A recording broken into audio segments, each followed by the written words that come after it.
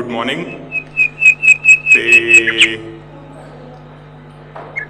मैं ਤੁਹਾਡੇ घर ਦਾ जोगी जगप्रीत सिंह ਤੇ ਬਾਹਰ ਵਾਲੇ जोगी डॉक्टर दीप्ति अरोड़ा। ਤੇ ਅੱਜ ਸਾਡਾ ਟੌਪਿਕ ਕਾफ़ी ਇੰਟਰਸਟਿੰਗ, ਕਾफ़ੀ ਇੰਪੋਰਟੈਂਟ ਹੈ। ਬਹੁਤ ਰਿਸਰਚ ਹੋ ਚੁੱਕੀ ਹੈ 8-10 ਸਾਲਾਂ ਵਿੱਚ, ਸਪੈਸ਼ਲੀ 4-5 ਸਾਲਾਂ ਵਿੱਚ ਕਾफ़ੀ ਪ੍ਰੋਮੀਨੈਂਟ ਹੋ ਗਿਆ ਟੌਪਿਕ।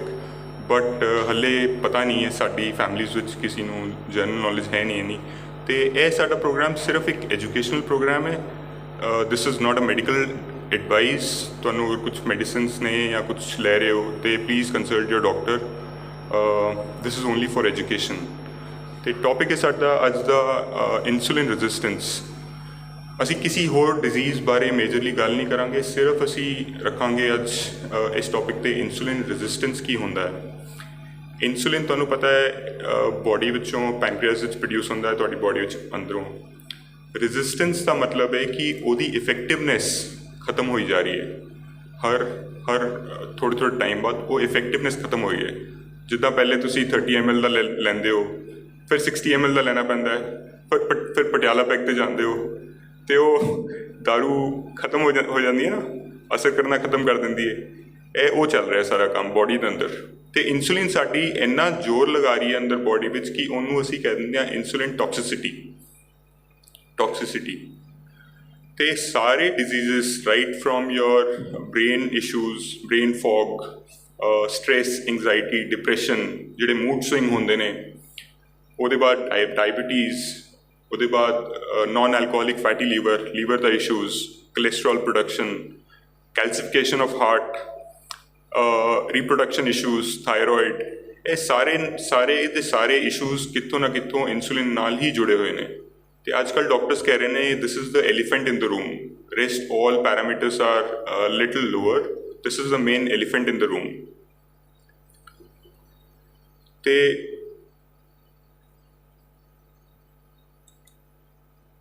ਮੇਰੀ ਸ਼ੁਰੂਆਤ ਇਸ ਟੌਪਿਕ 'ਤੇ ਇੱਦਾਂ ਹੋਈ ਕਿ ਮੈਨੂੰ ਕੁਝ ਬੰਦੇ ਲੱਭ ਗਏ। ਡਾਕਟਰ ਟਿਮ ਨੋਕਸ ਸਾਊਥ ਅਫਰੀਕਾ ਦੇ ਡਾਕਟਰ ਸੀਗੇ, ਡਾਕਟਰ ਅਸੀਮ ਮਲਹੋਤਰਾ UK ਦੇ ਡਾਕਟਰ ਨੇ, ਅਤੇ ਡਾਕਟਰ ਸ਼ੌਨ ਬੇਕਰ।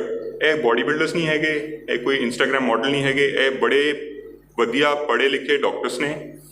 ਅਤੇ ਇਹਨਾਂ ਦੇ ਅਗੇਂਸਟ ਮੈਡੀਕਲ ਐਸੋਸੀਏਸ਼ਨਸ ਨੇ ਕੇਸ ਕਰ ਦਿੱਤੇ ਕੁਛ, ਕਿਉਂਕਿ ਇਹ ਨਿਊਟ੍ਰੀਸ਼ਨ ਐਡਵਾਈਸ ਦੇ ਰਹੇ ਸੀ which was against the stream of normal medical associations. ਅਤੇ ਇਹਨਾਂ ਨੇ ਸਾਊਥ ਅਫਰੀਕਾ ਵਾਲੇ ਡਾਕਟਰ ਇੰਨੇ ਹਾਈਲੀ ਰਿਪਿਊਟਡ ਸੀਗੇ, ਇਹਨਾਂ ਨੂੰ ਪ੍ਰੈਸੀਡੈਂਸ਼ੀਅਲ ਮੈਡਲ ਮਿਲਿਆ ਹੋਇਆ ਸੀ। ਅਤੇ ਇਹਨਾਂ ਨੇ ਫਿਰ 3 ਸਾਲ ਜਾ ਕੇ ਕੋਰਟ ਵਿੱਚ ਕੇਸ ਲੜਿਆ, ਜਿੱਤੇ। ਸ਼ੌਨ ਬੇਕਰ ਜਿਹੜੇ ਥੱਲੇ ਨੇ, ਇਹਨਾਂ ਨੇ ਵੀ ਕੇਸ ਲੜਿਆ, ਜਿੱਤੇ, ਅਤੇ ਫਾਈਨਲੀ ਆਪਣੀ ਡਿਗਰੀ ਵਾਪਸ ਮਿਲੀ ਇਹਨਾਂ ਨੂੰ। Dr. Bernstein, he is called the father of the diabetes.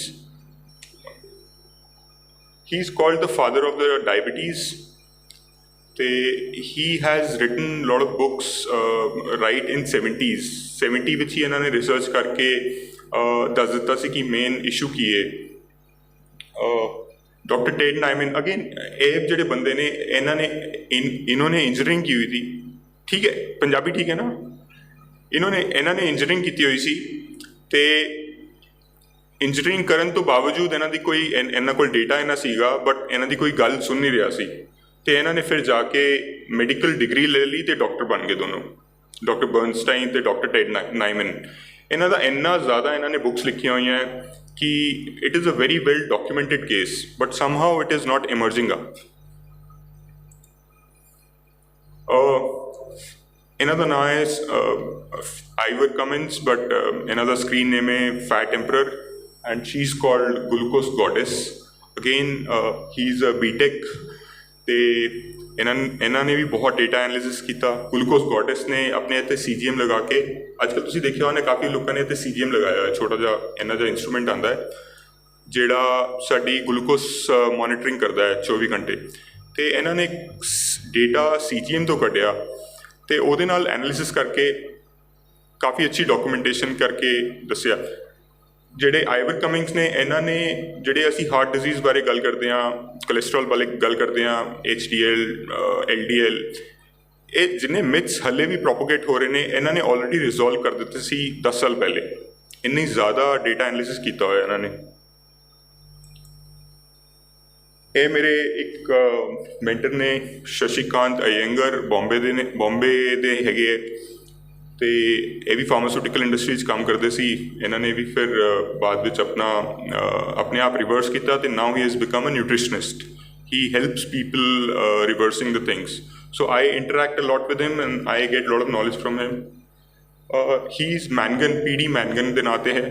He's a biochemical engineer, biochemical research scientist ਸੀਗੇ ਪਹਿਲੇ, ਅਤੇ you would be amazed to know that he understood a lot of things after the age of 55, and you can see his image at 55, and after that he reversed his diet and started doing strength training, and now this is what he looks at 70. This is 70-year-old guy. ਇਹ ਕੁਝ athletes ਹੈਗੇ, again taking the same diet but lot of knowledge, understanding what we are talking about, insulin resistance, and they are implementing. So basically he's Jordan Peterson, and daughter of Jordan Peterson, very well known psychologist. He's called father of the modern man.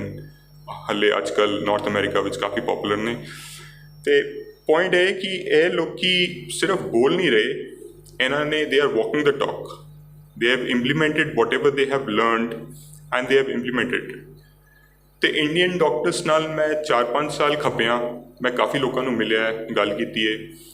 Doctors ਨੂੰ ਇਹ ਲੱਗਦਾ ਸੀ ਕਿ what I was telling is a fad thing, ਮਤਲਬ currently in the fashion, and they were not willing to accept what I was saying to them because I was talking what I was learning from them. ਤੇ doctors ਨਾਲ ਮੈਨੂੰ ਇੱਕ ਦੋ ਚੀਜ਼ਾਂ ਪਤਾ ਲੱਗੀਆਂ ਕਿ ਇੱਕ ਤੇ ਮੈਡੀਕਲ ਸਕੂਲ ਵਿੱਚ there is no knowledge of nutrition. ਉਹਨਾਂ ਨੂੰ ਮੈਡੀਸਿਨ ਬਾਰੇ ਪੂਰਾ ਸਮਝਾਉਣਗੇ ਬਟ ਨਿਊਟ੍ਰੀਸ਼ਨ ਬਾਰੇ ਕੁਛ ਨਹੀਂ ਪਤਾ ਹੋਏਗਾ ਜ਼ਿਆਦਾ।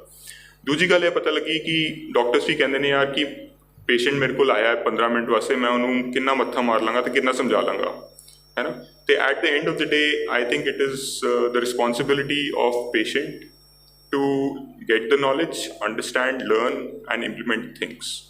ਮੈਂ ਵੀ ਜਿਹੜੇ ਚੇਂਜਸ ਕੀਤੇ ਨੇ ਆਪਣੀ ਡਾਈਟ ਵਿੱਚ ਐਟਲੀਸਟ 7-8 ਵਾਰ ਕੀਤੇ ਨੇ, ਪੜ੍ਹ ਕੇ ਦੇਖ ਕੇ ਕਰਦਾ ਰਿਹਾ, ਸੋਚਦਾ ਰਿਹਾ, ਇੰਪਲੀਮੈਂਟ ਕਰਦਾ ਰਿਹਾ। ਅਤੇ now I have reached a place where there is no constipation, acidity, bloating, none of those issues at all. And you all know what my lifestyle is, what my diet is. ਅਤੇ ਬੜੀ luckily ਇੱਥੇ ਚੰਡੀਗੜ੍ਹ ਵਿੱਚ ਸਾਨੂੰ doctor Deepti ਮਿਲ ਗਏ, ਜਿਨ੍ਹਾਂ ਨੇ medicine ਵੀ ਪੜ੍ਹੀ ਹੋਈ ਹੈ ਅਤੇ ਨਿਊਟ੍ਰੀਸ਼ਨ ਵੀ ਪੜ੍ਹਿਆ ਹੋਇਆ ਹੈ।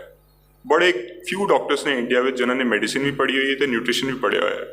ਅਤੇ ਇਹਨਾਂ ਨੇ ਡਾਇਬਟੀਜ਼, ਜੀਰੀਐਟ੍ਰਿਕ ਮੈਡੀਸਿਨ, ਨੈਫਰੋਲੋਜੀ, ਉਹ ਸਾਰਾ ਪੜ੍ਹਿਆ ਹੋਇਆ ਹੈ, ਅਤੇ ਨਾਲ ਇਹਨਾਂ ਨੇ ਐਕਸਟਰਾ ਕੋਰਸ ਕੀਤਾ ਹੋਇਆ ਨਿਊਟ੍ਰੀਸ਼ਨ ਬਾਰੇ। ਅਤੇ thankful to her to be able to find some time to come to this place.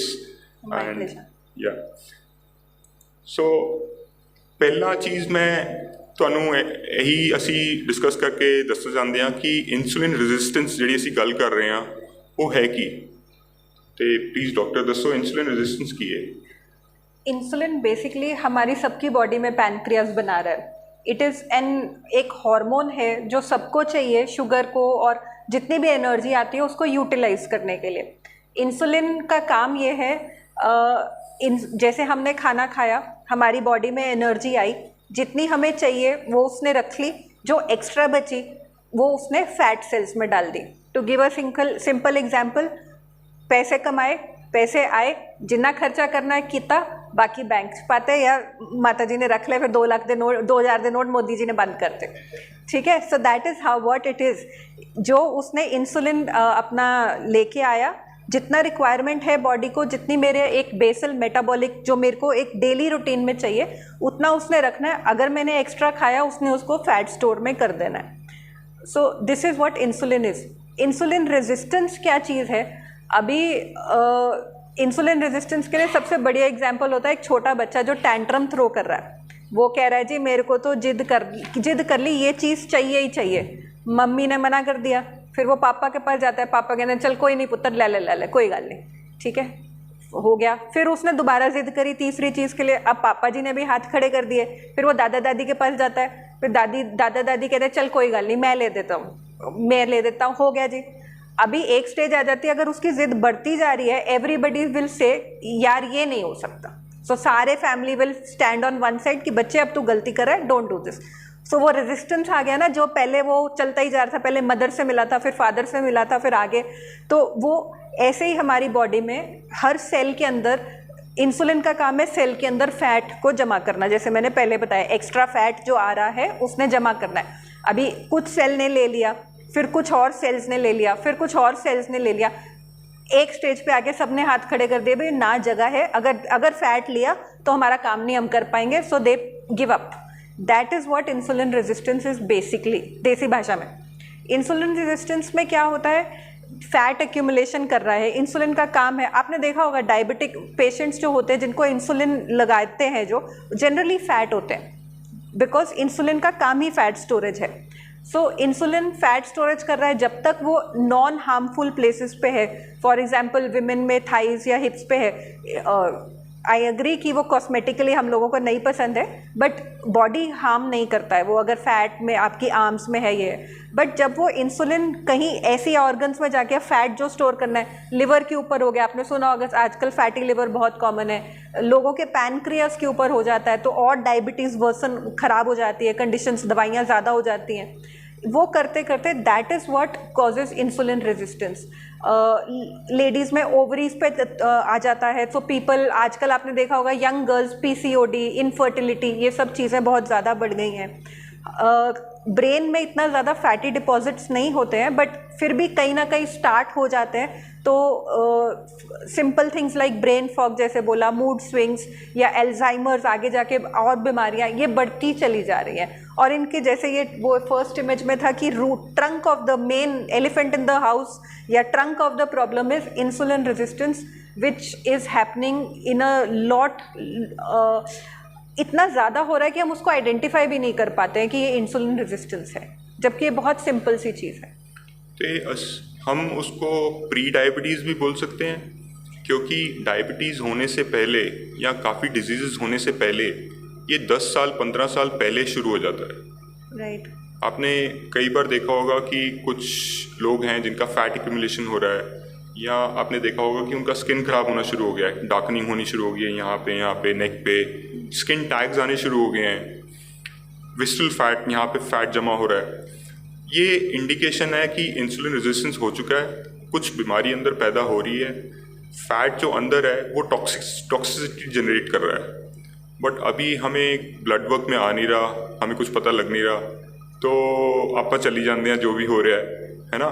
ये आएगा 10-15 साल बाद, हले तो we can easily abuse our body for 10-15 years, जो मर्जी खाइए जो मर्जी करिए, बट 10-15 साल बाद वो एकदम निकल के आएगा, जिस तरह बैम्बू निकलता है ना, 6 साल पता नहीं लगेगा, बट फिर वो एकदम हाइट कैच करेगा, ये उतना निकल के आता है। Can we go to the next slide? पीछे वाले, हाँ, द ग्रीन। सो बेसिकली जैसे इंसुलिन रेजिस्टेंस बात कर रहे थे कि टाइम काफ़ी लगता है, तो अगर आप देखेंगे फर्स्ट वाली में, सपोज कर लीजिए दैट इज़ हमारा ब्लड फुल भरा हुआ है, उसमें ग्रीन कलर वाला पार्ट शुगर है।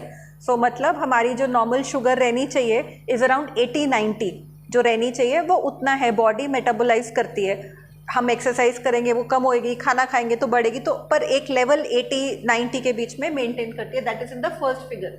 सेकेंड फिगर में क्या होता है कि हम शुगर डाली जा रहे हैं बट उतना मेटाबोलाइज नहीं कर रहे हैं। हम आजकल सीडेंट्री लाइफस्टाइल्स हैं, हम लोग सारा दिन, एटलीस्ट मेरे सारा दिन 12 घंटे में से अगर इफ़ आई एम 8 आवर्स तो मेरी ओपीडी में सिर्फ सिटिंग है आउट ऑफ 12 आवर्स, तो 8 घंटे अगर मैं बैठी हूँ तो यूज़ तो मैं करूँगी नहीं, तो वो सीडेंट्री लाइफ होने की वजह से इनपुट तो है, आउटगोइंग नहीं है, तो वो लेवल्स बढ़ने लग जाते हैं। जो 80-90 का एवरेज लेवल होना चाहिए वो इट कम्स टू 90 to 120। अब 120 पे डायबिटीज़ नहीं है, क्योंकि डायबिटीज़ का कट ऑफ इज़ 126, तो that is the pre diabetes stage. अभी ये स्टेज बहुत देर तक चल सकती है, जब तक अगर आप सोचो नहीं ये मेरी ये स्टेज है, मैं एक्सरसाइज करना शुरू करूँगी, या मैं बर्न आउट करना शुरू करूँगी, या मैं इनटेक कम करूँगी, आइदर वेज, या आप इनटेक कम करेंगे या आउटपुट बढ़ाइए, तो ये स्टेज उस स्टेज पे रिवर्स हो सकती है। ये इज़ द प्री डायबिटिक और द इंसुलिन रेजिस्टेंट स्टेज। अभी इंसुलिन रेजिस्टेंट स्टेज पे जब आप पहुंच गए तो उसका मतलब ये नहीं है कि सिर्फ डायबिटीज़ होगी, बहुत कुछ हो सकता है। फैट लिवर में चला गया तो फैटी लिवर हो गया, पैनक्रियाज में चला गया तो डायबिटीज़ हो गई, ओवरीज में चला गया तो पीसीओडी हो गई। तो it is no one size fits all नहीं है। ज़रूरी नहीं है कि इंसुलिन रेजिस्टेंस के बाद डायबिटीज ही होगी, ओबेसिटी आएगी, और ओबेसिटी के अपने ही कितने सारे कॉम्प्लिकेशंस होते हैं। एक मोटे लोग जो मोटापा होता है उसके अपने ही कॉम्प्लिकेशंस कितने होते हैं। ये डिजीजेस तो इतने सारे आ गए, फिर मैकेनिकल कॉम्प्लिकेशंस हम जिनको बोलते हैं कि गोडों में दर्द हो जाता है, स्लीप एपनिया हो जाता है, नींद नहीं आती, खराटे आते, वो एक अलग है। तो इंसुलिन रेजिस्टेंस मोटापा ओबेसिटी तो ज़रूर क्रिएट करेगा, पर उसके बाद क्या करेगा that right nobody can say. So this is that second stage of insulin resistance जिनकी हम बात कर रहे हैं। इसके बाद फिर भी अगर बढ़ता जाएगा, अगर ये स्पिल ओवर हम डालते जाएंगे स्पिल ओवर होगा तो वो ब्लड में आना शुरू हो जाएगा, फिर वो डायबिटीज़ और बाकी वाली कॉम्प्लिकेशंस हो जाएंगी। So basically this is the mechanism which is happening in our body. ਤੁਸੀਂ ਇੱਕ ਇੰਟਰਸਟਿੰਗ ਫੈਕਟ ਹੈ ਕਿ ਪੂਰੀ ਬੋਡੀ ਵਿੱਚ ਸਾਡੇ ਬਲੱਡ ਵਿੱਚ ਹਾਰਡਲੀ 1 ਟੀਸਪੂਨ ਸ਼ੂਗਰ ਹੁੰਦੀ ਹੈ, ਤੇ ਅਸੀਂ ਜਿੰਨਾ ਵੀ ਕਾਰਬੋਹਾਈਡਰੇਟਸ ਖਾ ਰਹੇ ਹਾਂ ਉਹ ਫਾਈਨਲੀ ਆ ਕੇ ਕਨਵਰਟ ਹੋ ਜਾਂਦਾ ਸ਼ੂਗਰ ਵਿੱਚ ਸਾਡੀ ਬੋਡੀ ਵਿੱਚ। ਜਦੋਂ ਅਸੀਂ ਹੁਣ ਗੱਲ ਕਰਾਂਗੇ ਨਾ ਸ਼ੂਗਰ ਜਾਂ ਕਾਰਬਸ ਦੀ ਗੱਲ ਕਰਾਂਗੇ ਤੇ 4 ਫਾਰਮੈਟਸ ਦੀ ਗੱਲ ਕਰਾਂਗੇ ਅਸੀਂ। ਇੱਕ ਆਏਗੀ ਸੁਕਰੋਜ਼ ਜਿਹਨੂੰ ਅਸੀਂ ਟੇਬਲ ਸ਼ੂਗਰ ਕਹਿੰਦੇ ਹਾਂ, ਜਿਹੜੀ ਵਾਈਟ ਚੀਨੀ ਖੰਡ ਸ਼ੱਕਰ ਉਹ ਖਾਂਦੇ ਹਾਂ। ਇੱਕ ਆਏਗਾ ਫਰਕਟੋਜ਼ ਜਿਹੜੀ ਫਰੂਟਸ ਤੋਂ ਨਿਕਲਦੀ ਹੈ, ਫਰੂਟਸ ਤੋਂ ਕੱਢ ਕੇ ਨਾ ਉਹਨੂੰ ਐਕਸਟਰੈਕਟ ਕਰਕੇ ਕੈਚਅਪ ਵਿੱਚ ਜਾਂ ਕੰਡੀਮੈਂਟਸ ਵਿੱਚ ਪਾ ਦਿੰਦੇ ਨੇ। ਜਿੰਨੇ ਵੀ ਪੈਕੇਜ ਫੂਡ ਆਉਂਦਾ ਹੈ ਉਹਦੇ ਵਿੱਚ ਉਹ ਫਰਕਟੋਜ਼ ਪਾਈ ਜਾਂਦੀ ਹੈ। ਇੱਕ ਆ ਜਾਂਦੀ ਹੈ ਲੈਕਟੋਜ਼ ਜਿਹੜਾ ਦੁੱਧ ਤੋਂ ਨਿਕਲਦੀ ਹੈ, ਅਤੇ ਚੌਥੀ ਹੈ ਗਲੂਕੋਜ਼ ਜਿਹੜਾ ਅਸੀਂ ਆਟਾ ਚਾਵਲ ਮਿਲੇਟਸ ਖਾ ਰਹੇ ਹਾਂ ਇਹ ਸਾਰਾ ਉੱਥੋਂ ਨਿਕਲਦਾ, ਉਹਦੇ ਵਿੱਚ ਗਲੂਕੋਜ਼ ਆ ਜਾਂਦਾ। ਅਤੇ ਹੁਣ ਤੁਹਾਨੂੰ ਇੱਕ ਇੰਟਰਸਟਿੰਗ ਚੀਜ਼ ਸਮਝਣੀ ਇੰਪੋਰਟੈਂਟ ਹੈ। ਡਾਕਟਰ ਇਹ ਦੱਸੋ ਕਿ कैंसर की टेस्टिंग कितना होती है? सो ये भी एक बड़ी इंटरेस्टिंग बात है। कैंसर की टेस्टिंग सबको पता है, पेट स्कैन कहते हैं। डॉक्टर्स के पास जाओ क्या बोलेंगे जी, पेट स्कैन करा लो। पेट स्कैन का जो फुल फॉर्म है, उसमें जब पेट स्कैन करते हैं उसमें एक डाई दी जाती है पेशेंट को, बोला जाता है कि ये पी लीजिए। कुछ इंजेक्टेबल दी जाती है, कुछ पीने के लिए दी जाती है।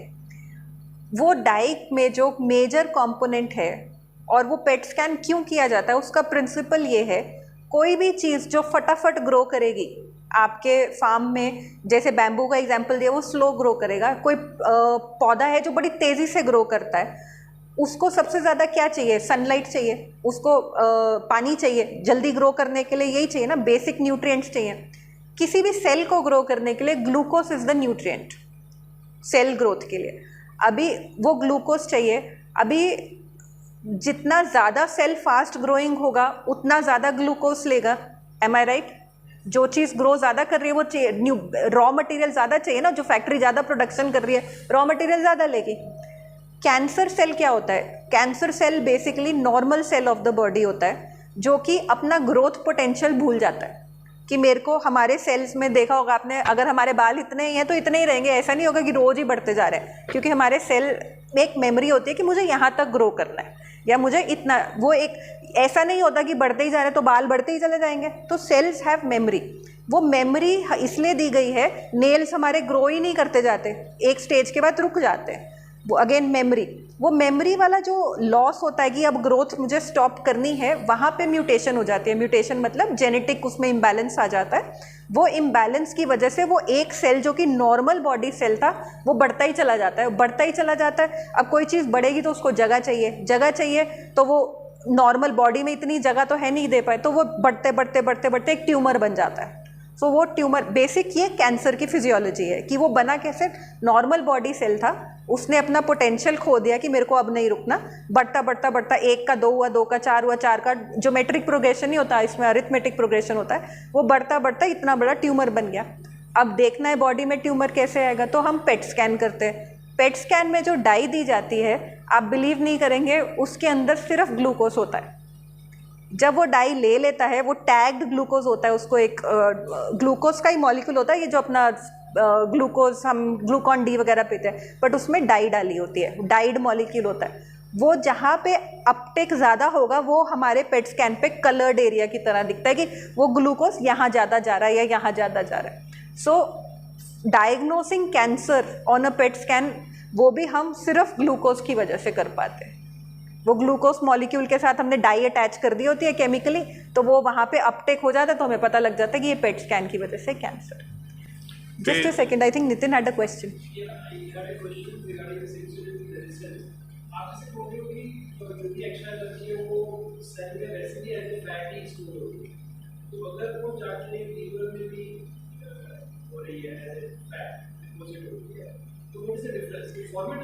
नहीं, फॉर्मेट नहीं अलग होता है, that's a very good question. उसमें क्या होता है, अगर बॉडी फैट स्टोर करनी है, एक्सेस एनर्जी है, आर्म्स में, हिप्स में, थाइज में, स्किन के नीचे डिपॉजिट होगी तो कोई प्रॉब्लम नहीं करेगी। लिवर के ऊपर जाके डिपॉजिट हो जाएगी तो liver is the cleaner of the body. अभी आपका क्लीनर के आपने हाथ बांध दिए और बोलो घर साफ करो, तो वो तो नितिन होने वाला नहीं है। That is why fatty liver is dangerous, because जिसने आपके घर से क्लीनिंग करनी है, पूरा टॉक्सिसिटी मैनेज करनी है, उसका ही फंक्शन रिड्यूस हो गया। वो इंसुलिन रेजिस्टेंट नहीं हो रहा, उनके ऊपर फैट की लेयर जमती जाती है, फिर वो काम नहीं कर पाते। जब भी आप ग्लूकोज ले रहे हो, पहला अटैक होगा आपके लीवर पे, उसको वो बना रहा है फैटी लिवर, उसको मोटा कर रहा है। जब फैटी लिवर हो जाता है ना, फिर उसके बाद अब वो लिवर काम नहीं, फिर वो सेल डेथ होती है जो आप बात करो, वो लिवर के सेल्स की डेथ होने लग जाती है, फिर उसमें स्कारिंग हो जाती है। जैसे हमारी स्किन पे स्कारिंग होती है, वैसे चोट लगे तो स्कार बनता है ना। अब वो जो नॉर्मल सेल था उसके ऊपर फैट जम गया, एक नॉर्मल सेल था उसके ऊपर फैट जम गया, ये जो बेसिक नॉर्मल सेल था इसकी डेथ हो गई, इसके ऊपर स्कारिंग हो गई। अब वो फैट है और अंदर स्कार टिश्यू है जो कुछ काम नहीं करता, फिर वो धीरे धीरे जाके फाइब्रोसिस में बदल जाता है। मतलब that is a different process all together. Basically the liver is not functioning properly. आपने देखा होगा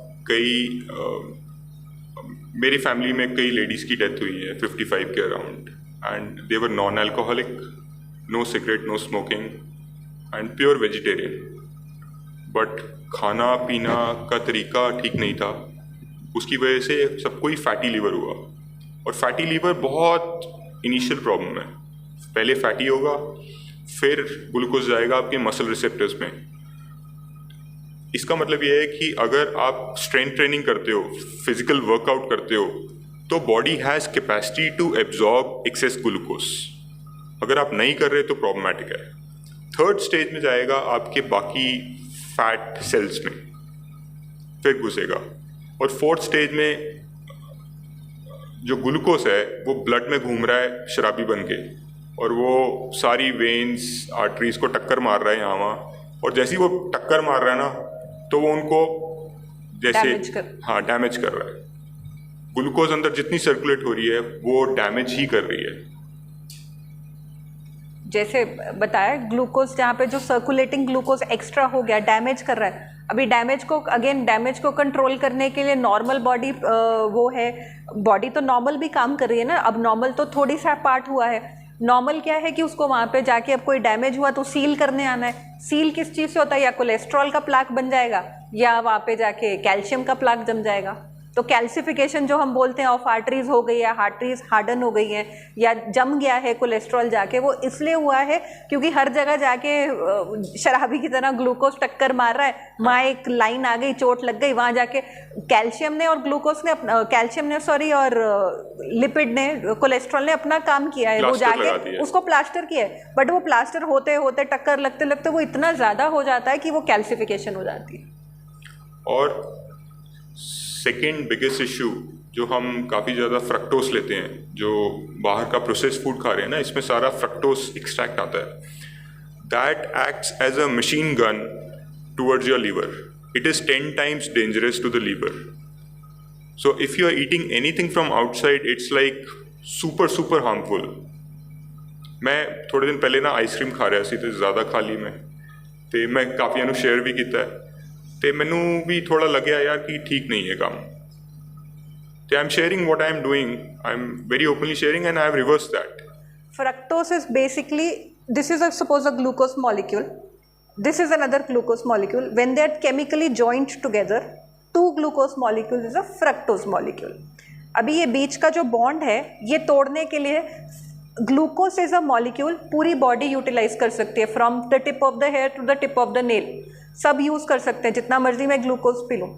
फ्रक्टोज को, ये दो ग्लूकोज को बीच में बॉन्ड तोड़ने का काम सिर्फ लिवर कर सकता है हमारी बॉडी में.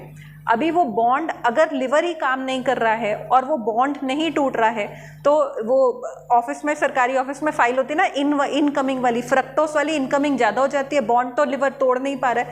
That fructose also sir sits as a fat on the liver.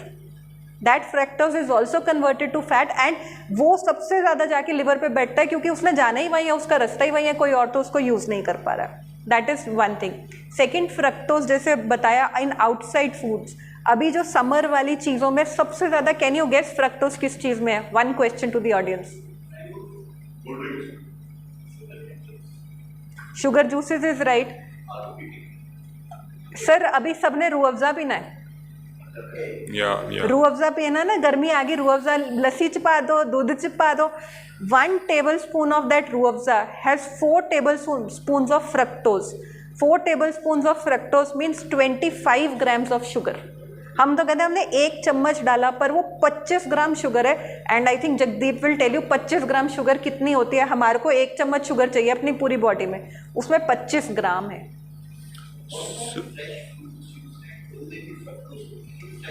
Fruits are all with fructose. Fruit sugar is fructose sugar. If your liver is normal, there is no harm taking that. But if you have, क्योंकि liver ने as I said metabolise fructose को ही करना है, liver नहीं करना है. जब तक लिवर फ्रक्टोज को नहीं करेगा तब तक वो आगे नहीं बढ़ेगा. बट अगर आपको फैटी लिवर का ज़रा सा भी कॉम्पोनेंट है, आई टेल मतलब my sincere advice is to all my patient and to you also, fruits मत खाइए तब तक जब तक आपका लिवर फैटी होना बंद नहीं करते. And this reversal is possible. Uncle ji हमारे सामने बैठे, अंकल जी ने करा है. दिस रिवर्सल इज पॉसिबल कि आप एक बार बंद कर दो, कोई चीज़ बुरी है आपके वहाँ जम रही है, you start consuming it first, उसके बाद उसको, जब एक बार लिवर इज अनदर ऑर्गन जो रीजनरेट करता है. Am I right sir? अगर आपका, हमारी एक normal human body, female weighing 60 kilos and male weighing 65 kilos, liver is weighs about 2 to 2.5 kilos, right sir? वो 2.5 किलोज में से 500 ग्राम्स भी अगर हमारे पास लिवर हो काम करता हुआ proper, it can regenerate. That is the principle of liver transplantation. तो अगर हम अपने लिवर को एक बार थोड़ा सा फ्रूट्स को ब्रेक देके उसको, लिवर को फंक्शन करना प्रॉपर कर लेंगे, तो जो कम मीठे फ्रूट्स हैं, दोज आर नॉट हार्मफुल. और आपके लिए स्पेशली एक बहुत अच्छी न्यूज़ ये है कि आप फ्रूट्स को कन्वर्ट कर सकते हो वाइन में और ग्लूकोज को कन्वर्ट कर सकते हो बियर में क्योंकि वो फर्मेंट हो जाएगा and then you can have all the nutrients.